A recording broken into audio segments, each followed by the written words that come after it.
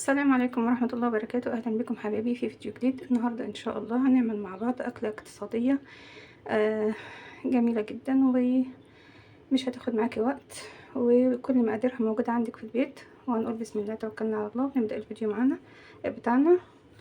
ومعنا هنا حلة على النار فيها معلقتين من السمنة على معلقتين زيت، وهننزل بيهم هننزل بقى بكوباية من الشعرية.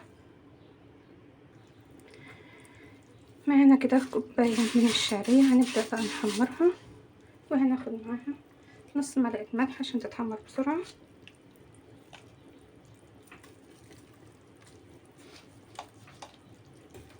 وهنبدأ بقى نقلب لحد ما الشعرية بتتحمر معانا.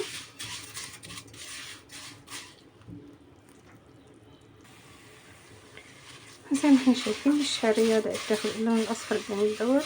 هنبدأ بقى ناخد معاها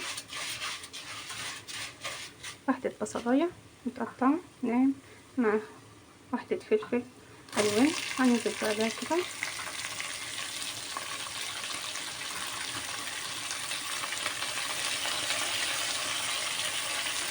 نبدأ بقى نقلب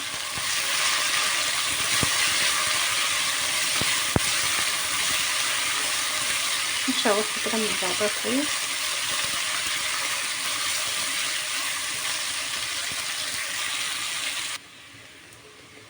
زي ما احنا شايفين البصلاية كده دبلت مع القرن الفلفل. هنبدأ بقى ناخد شوية من الجزر مبشور، وهنقلبه كده لحد ما الجزر يدبل هو كمان.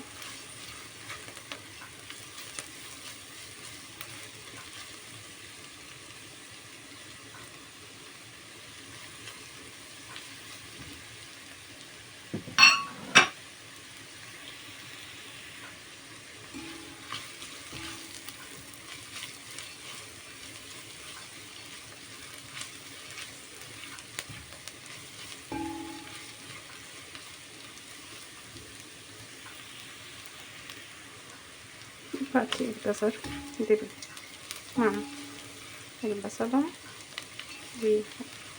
والشعرية. هنبدأ بقى ننزل معانا هنا كوباية أو كوبايتين رز بسمتي. حابة انت تحطي رز مصري عادي جدا. وهنقلبه مع بعض كده.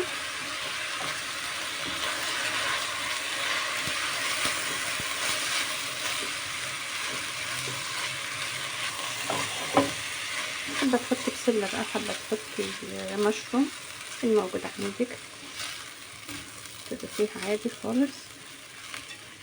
نبدأ هنا بقى معايا عدس بجبته اللي هو العدس الأسود. هنبدأ بقى ننزل بيه حوالي كوباية كده ونقلب.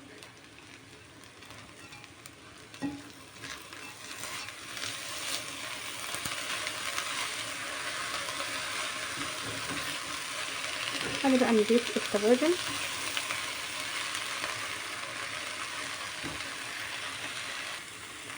معانا هنا واحدة من مرقة الدجاج، ومعانا هنا معلقة من الكاري، ومعلقة من الكمون،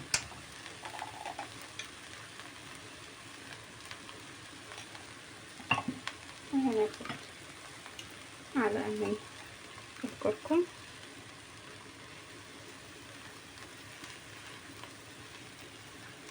وهنضيف بقى الملح. مش هنكتر الملح لأننا حاطين في البداية ملح مع الشعرية، وحاطين طبعا مرقة.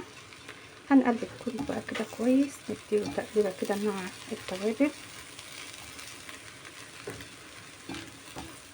أكلة لذيذة جدا ومش هتاخد معاكي أي وقت، وأكلة اقتصادية من غير لحمة ومن غير فراخ، جميلة جدا. ما عندكش عدس اسود حط عدس أصفر بس متسلقوش، هتغسليه وتضيفيه بس مع الرز. هنزود بقى المية زي ما احنا شايفين، زودنا كده المية. هنبدأ بقى نسيبه لحد ما يستوي ونشوف هيبقى شكله ايه.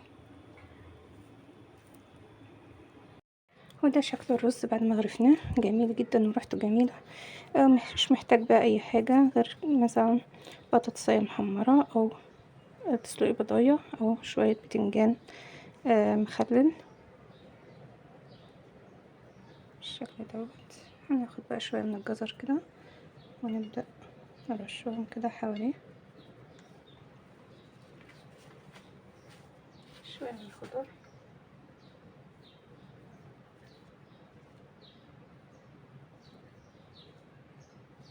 تحفة يا جماعة والله، يا ريت تجربوه.